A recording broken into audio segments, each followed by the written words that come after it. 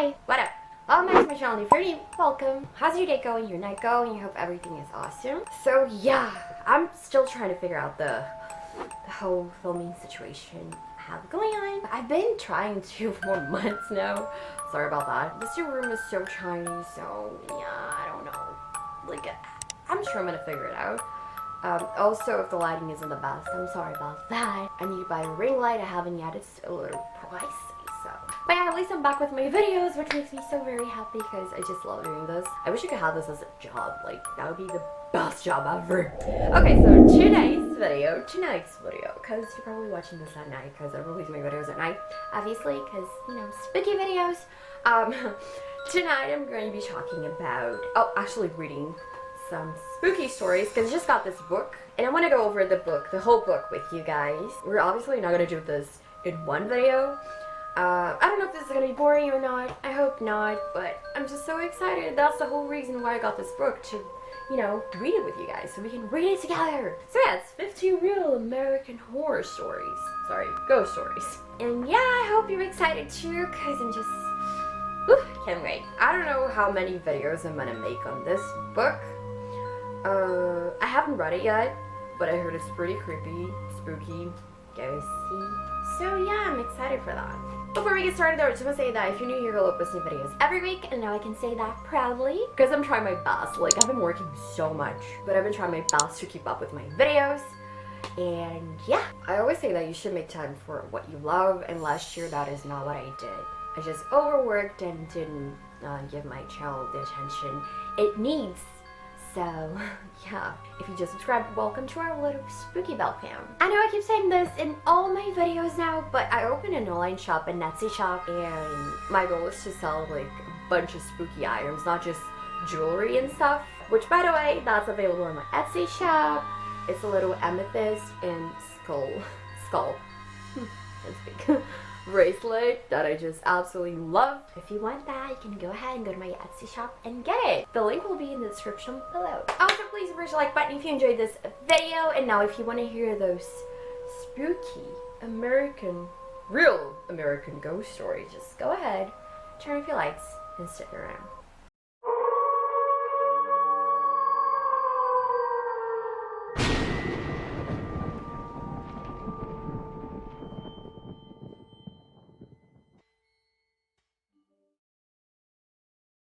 So the first story is called "And So It Begins." Mediums, psychics, and clairvoyants are all around us now. But there was once a time when seers were a rarity.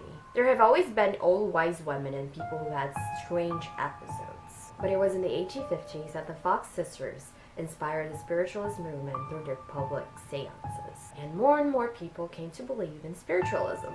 However, I want to concentrate on 2 years earlier, when the phenomenon witnessed at the family home alerted the sisters to their powers. The story would appear in a number of newspapers across the country.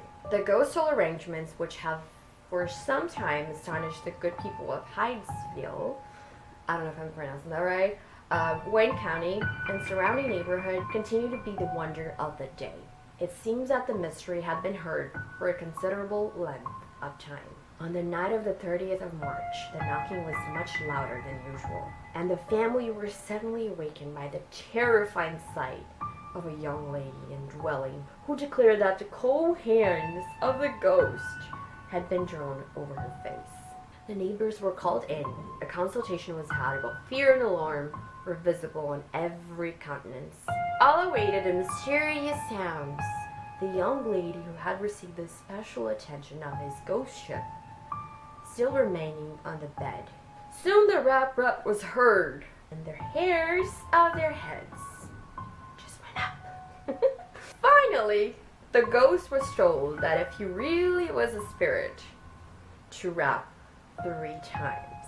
Bitch, don't do that. The mysterious visitor complied the raps, freezing the blood in the veins of the listeners. Obviously.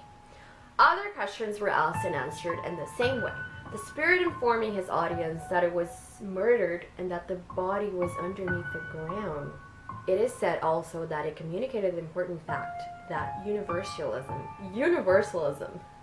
can speak, was false, and that Methodism was the only true faith. If nothing more is accomplished, the settling of these knotty questions will repay all the trouble that the neighborhood has been put to. The excitement now walks high, and crowds visited the haunted house. You know, this kind of reminds me of The Bell Witch, which I also have a video on if you want to watch that. But yeah, anyway, the first day of April witnessed a continued going and coming near the scene of the mystery, and in order to solve the matter, research was had to a fortune teller near at hand. A well-worn pack of cards were produced, and the first cut was the Jack of Hearts, showing that a murder had been committed. The next brought out the deuce, indicating the victim was low. That is, buried in the cellar. Once more, the mystic oracle was consulted, and the 9 of spades came forth from the pack, furnishing the most conclusive testimony that the murdered man was 9 feet underground. Again, the deck was cut, and the Ace of Diamonds was presented, indicative that the murdered man was possessed of a large amount of money. Okay. Here was the evidence the most conclusive, and the excitement spread. A number of individuals immediately commenced digging for bones in the spot indicated, and after reaching a depth of 4 or 5 feet, a clairvoyant in the neighborhood communicated the intelligence that the bones had been removed and cast into the water of the Ganargua? Can I say that? What is that? Sorry, I can't English. Anyway, thus, according to the pamphlet from which we gathered these particulars, the whole matter still remains an impenetrable mystery. Honestly, that was not scary, my friends. I'm sorry about that. I mean, maybe it's just the way they wrote this. I don't know. I'm not trying to... just saying. I don't know. Anyway, let's move on to the next one. Okay, so the next one is called the Tipton Ghost. Is it Tipton? In 1890, the 3 times married Alexander of Madison Township, Tipton County, committed suicide by cutting his throat. He was just 15 years old, and people claimed that he had been mentally affected for several days beforehand.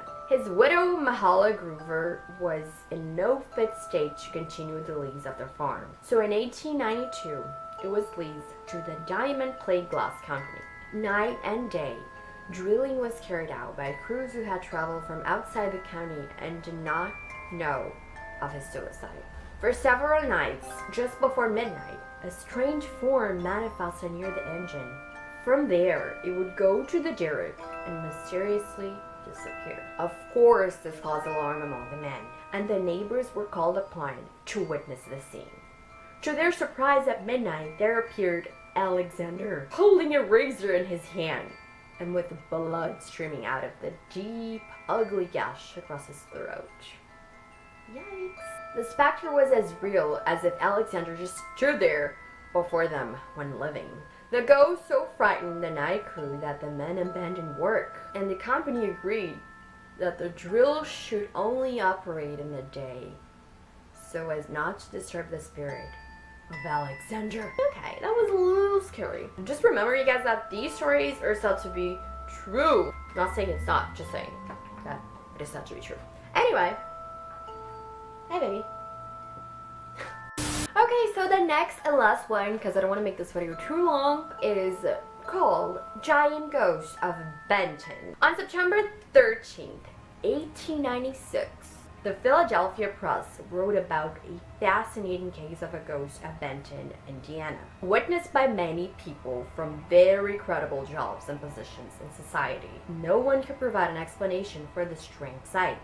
The press wrote the following. A farmer named John W. French and his wife were the first to see this apparition.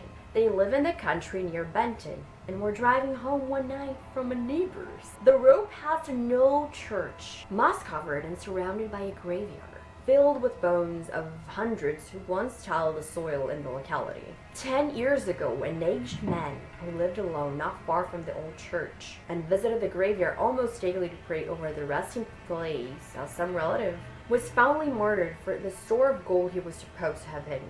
The robbers and murderers escaped justice, and the luckless Graybeard was buried. Graybeard? Okay. Was buried in the graveyard where he spent so much time. Just as French and his wife drew within sight of the white headstones in the churchyard, the horses freaked out and snorted in terror. French was alarmed and suspecting highwaymen had been sent by the horses. He reached for a shotgun, which lay in the bottom of the wagon just for emergencies, but before his hand touched it, he was startled by a scream from his wife. Clutching his arm, she pointed straight ahead and gasped, "Look, John, look!" Far down the road, just beside the glimmering monuments of the old graveyard, he saw an apparition. It was that of a man with a long white beard. The figure appeared to be 8 feet in height, and in one hand it carried a club such as the brains of the old man had been beaten out. Slowly raising one arm, the ghost with a majestic sweep back in front to come ahead. He was too startled to do anything except try to restrain the prancing horses, which were straining at the harness in attempts to break away and run. A cold sweat started out all over the body of the farmer as he realized that he was at last looking at a ghost. It's so dramatic, sorry. And then the sound of his wife's voice came to him, begging him to return the way they had come and escape the doom which seemed impending. French was still too much scared and excited to control the horses, and as he gazed steadfastly at the fearful white object in the road, it slowly began to move toward the wagon. The club was now raised to its shoulder, as a soldier carries a rifle, and it seemed to move forward without touching the ground, like a winged thing. Then the farmer recovered his faculties, and whirling his team around, he lashed the horses into a run and began the trip to the house of the friend he had just left. When they arrived there, both the man and his wife were almost fainting from fright. The next man to see the ghost was Milton Moon. He had the reputation for being not only a man of intelligence, but one without fear. His experience was much the same as that of the French's, and it brought about several investigations by parties of citizens. In each case, they saw and were convinced of the actual presence of the ghost without being able to discover, that was creepy, without being able to discover any satisfactory explanation. Oh, that's actually pretty interesting. Ooh, I'm gonna read this next one. Okay, not tonight though. Maybe next time. Okay guys, so that was it for tonight's video. What did you think of all those stories? Honestly, I haven't read this book. I'm reading it now with you guys. So I'm kind of, I don't know what you think. Like, I like this story better than the other ones. But you let me know what you think. And also let me know if you would like me to continue this series thingy. I don't know what to call that. But yeah, I want to go through the whole book with you guys. I'm obviously not going to be able to do that in one video like I said, but yeah, let me know your thoughts. And I guess that's pretty much it. Thank you so much for watching. Again, I say I just opened an online shop to sell spooky items, spiritual items too, like lucky charms, lucky bracelets and all that stuff. Like this one. This one is spooky, but also it's a lucky one. You know what the name of this? Thingy? Stone thingy? None of this. The link will be in the description below if you're interested, and I guess that's pretty much it for tonight's video. Thank you so much again for taking your time out of your day to just watch this video. It means the world to me. If you enjoyed it, please press the like button, and again I say let me know your thoughts on this series, if you want me to continue, if not, because yeah, you guys are the boss. I'm kidding, I'm the boss. We're all the bosses, okay? Okay, I'm sorry, I'm hungry. I need to eat something, or else I'm not going to be able to think, as you can probably see. Thank you so much again, and I'll see your children in my next video. Bye!